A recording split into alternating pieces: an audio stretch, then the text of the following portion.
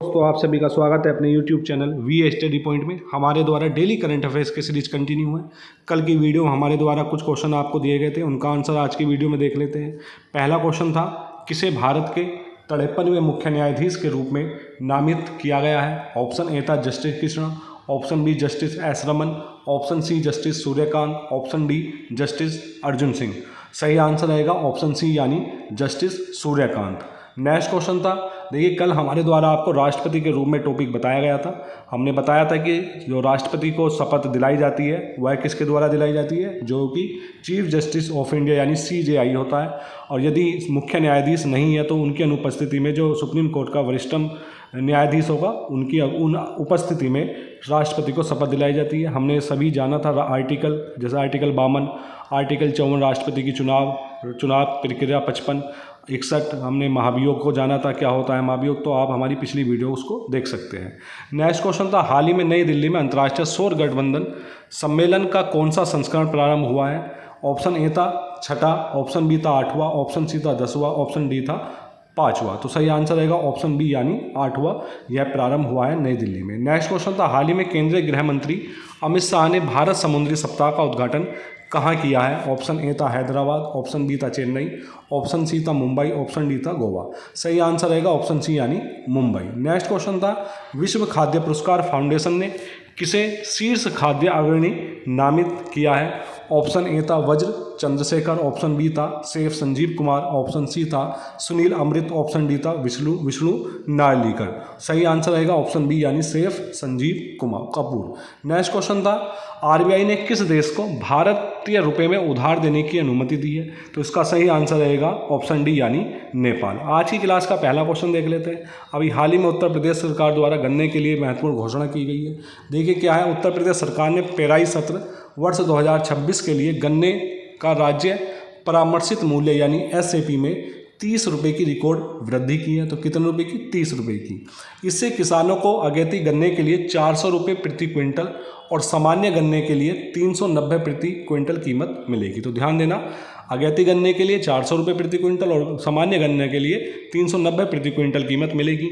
बीते 8 वर्षों में सरकारी गन्ना मूल्य में 85 रुपये प्रति क्विंटल की बढ़ोतरी कर चुकी है। नेक्स्ट क्वेश्चन है, ग्लोबल फायर पावर इंडेक्स 2025 जारी किया गया है। तो यह देखेंगे क्या है, देखेंगे इसमें पहली रैंक किसको मिली है? USA को मिली है। ध्यान देना, फायर पावर इंडेक्स में दूसरी रैंक पर आपका रूस और चीन संयुक्त रूप से रहा है, और चौथी रैंक आपको मिली है भारत को। तो ध्यान देना, भारत को कौन सी रैंक मिली है ग्लोबल फायर पावर इंडेक्स 2025 में? चौथी, जबकि पहली USA और दूसरी को संयुक्त रूप से चीन और रूस को, और 5वां स्थान हासिल किया है दक्षिण कोरिया ने। तो यह रैंकिंग 60 से अधिक व्यक्तिगत कारकों पर आधारित होती है। ध्यान देना, 60 से अधिक व्यक्तिगत कारकों पर आधारित होती है, जैसे कि सैन्य जनशक्ति, रक्षा बजट, लॉजिस्टिक्स, प्राकृतिक संसाधन और रणनीतिक पहुंच। आपके लिए बस शॉर्ट में बनाना, पहली रैंक USA, दूसरी रैंक रूस और चीन, और चौथी रैंक भारत, 5वीं रैंक दक्षिण कोरिया। इस सूचकांक में जितना कम पावर इंडेक्स स्कोर होता है वह देश उतना ही शक्तिशाली माना जाता है। 2025 में भी संयुक्त राज्य अमेरिका ने विश्व की सबसे शक्तिशाली सेना का स्थान बनाए रखा है।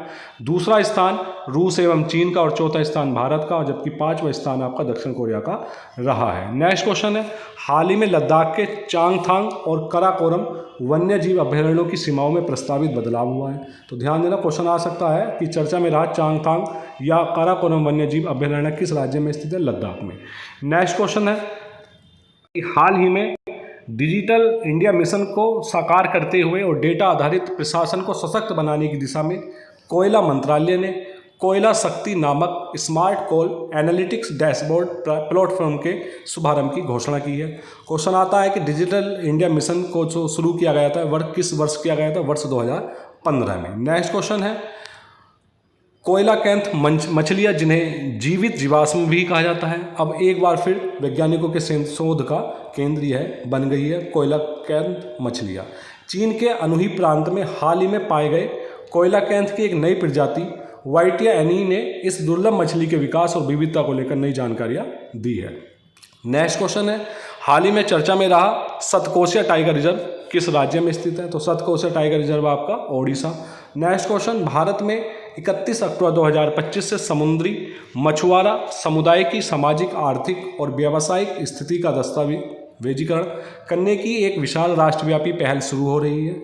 यह 5वीं समुद्री मत्स्य जनगणना का प्रारंभिक चरण है। तो ध्यान देना, कौन सी समुद्री मत्स्य जनगणना है? 5वीं, जिसे मत्स्य विभाग द्वारा संचालित किया जा रहा है। नेक्स्ट क्वेश्चन, पेटीएम ने 12 देशों के एनआरआई को अंतर्राष्ट्रीय मोबाइल नंबरों के साथ भारत में यूपीआई का उपयोग करने में सक्षम बनाया है। कितने देशों? 12 देशों को किसने? पेटीएम ने। नेक्स्ट क्वेश्चन है, हाल ही में इंग्लैंड के जो पूर्व तेज गेंदबाज रहे जेम्स एंडरसन को जो विंडरसन कैसल में राजकुमारी एनी ने क्रिकेट के प्रति उनकी असाधारण सेवाओं के लिए नाइटहुड की उपाधि से सम्मानित किया है। महत्वपूर्ण क्वेश्चन है। क्वेश्चन आ सकता है, हाल ही में किस क्रिकेटर को नाइटहुड की उपाधि से सम्मानित किया है? तो जेम्स एंडरसन, जो कि एक तेज गेंदबाज थे इंग्लैंड के पूर्व। नेक्स्ट क्वेश्चन है, यह भी इंपॉर्टेंट क्वेश्चन है, लिख लेना, ये क्वेश्चन आने की पूरी संभावना रहेगी। हाल ही में 72 देशों ने हनोई में साइबर क्राइम के खिलाफ यूनाइटेड नेशंस कन्वेंशन पर साइन या हस्ताक्षर किए हैं। तो क्वेश्चन आ सकता है कि साइबर क्राइम के विरुद्ध यूनाइटेड नेशंस कन्वेंशन पर हस्ताक्षर कहाँ किए गए? हनोई में। और कितने देशों ने? 72 देशों ने। यह साइबर क्राइम के बढ़ते ग्लोबल खतरे से निपटने के लिए पहला यूनिवर्सल लीगल फ्रेमवर्क बना है। नेक्स्ट क्वेश्चन, भारतीय सेना ने डीआरडीओ की स्थापना मैंने आपको पूर्व में भी बताई है, वर्ष 1958।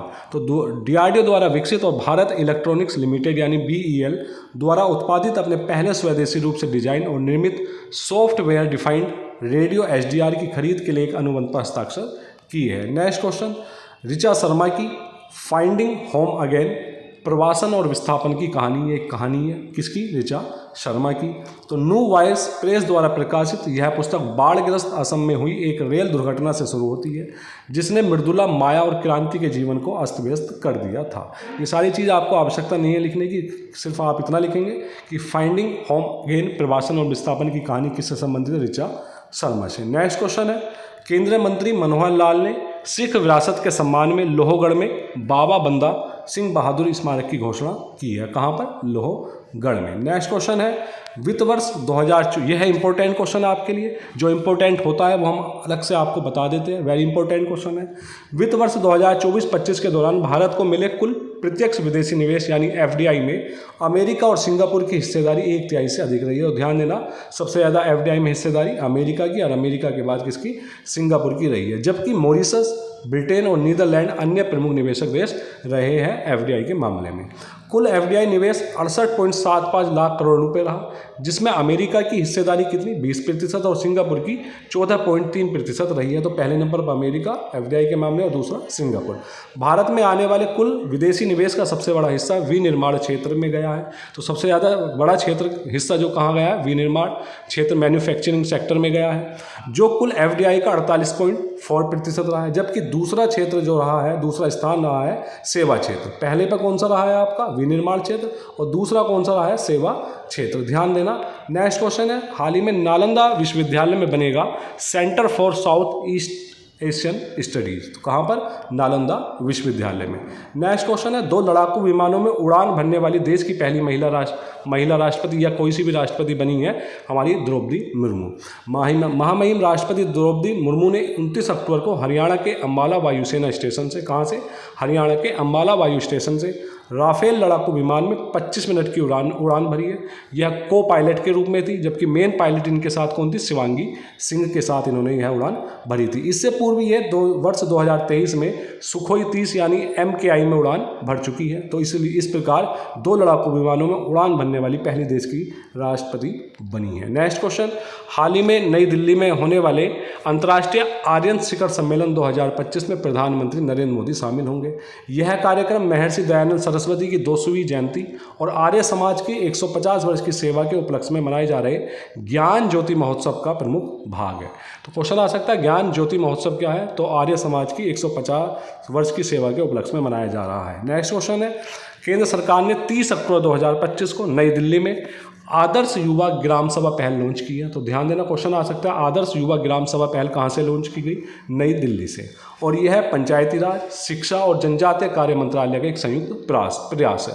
ऑप्शन आपको कई सारे मंत्रालय दे देगा, तो ध्यान देना, पंचायती राज का, शिक्षा मंत्रालय और जनजातीय कार्य मंत्रालय का एक संयुक्त प्रयास है। नेक्स्ट क्वेश्चन आज की क्लास का लास्ट क्वेश्चन है। गोवा में अंतर्राष्ट्रीय लवणता सम्मेलन 3.0 वी केयर 2025 शुरू होने जा रहा है। आज के लिए आपके कुछ क्वेश्चन इस प्रकार है। पहला क्वेश्चन है, एयर क्वालिटी इंडेक्स 2025 के अनुसार किसे भारत का सबसे साफ शहर घोषित किया गया है? ऑप्शन ए है Chennai, option B Pune, option C Indore और ऑप्शन डी भोपाल। इसका आंसर आप कमेंट बॉक्स में बताएंगे, अन्यथा इस स्थिति में आपको इसका आंसर हम कल की वीडियो में बताएंगे। नेक्स्ट क्वेश्चन, हाल ही में भारतीय ग्रैंड मास्टर गुकेश और दिव्या देशमुख ने यूरोपीय शतरंज क्लब कप 2025 में कौन सा पदक जीता है? पहला ऑप्शन है स्वर्ण पदक, ऑप्शन बी रजत पदक, ऑप्शन सी कांस्य पदक, इनमें से कोई नहीं, ऑप्शन डी। नेक्स्ट क्वेश्चन है, विमानन क्षेत्र को बढ़ावा देने के लिए विमान योजना को किस राज्य ने मंजूरी दी है? Option A Madhya Pradesh, option B Uttar Pradesh, option C Karnataka, option D Goa. Next question है, graded response action plan GRAP Delhi NCR में किस पर्यावरण मुद्दे से निपटने के लिए बनाया गया एक ढांचा है? ऑप्शन ए ध्वनि प्रदूषण, ऑप्शन बी जल प्रदूषण, ऑप्शन सी प्लास्टिक अपशिष्ट प्रबंधन, ऑप्शन डी वायु प्रदूषण। आज की क्लास का लास्ट क्वेश्चन, वर्ष 2026 गणतंत्र दिवस समारोह के अतिथि कौन होंगे? ऑप्शन ए है एंटोनियो कोस्टा, ऑप्शन बी है Ursula von der Leyen, option C है व्लादिमीर पुतिन, ऑप्शन डी है ए और बी दोनों। तो आप इस वीडियो की PDF हमारे टेलीग्राम ग्रुप से प्राप्त कर सकते हैं, जिसका लिंक हमने डिस्क्रिप्शन में दे दिया। और हमारे YouTube channel we study point को ढेर सारा प्यार दें, सब्सक्राइब करें, शेयर करें, लाइक करें। धन्यवाद।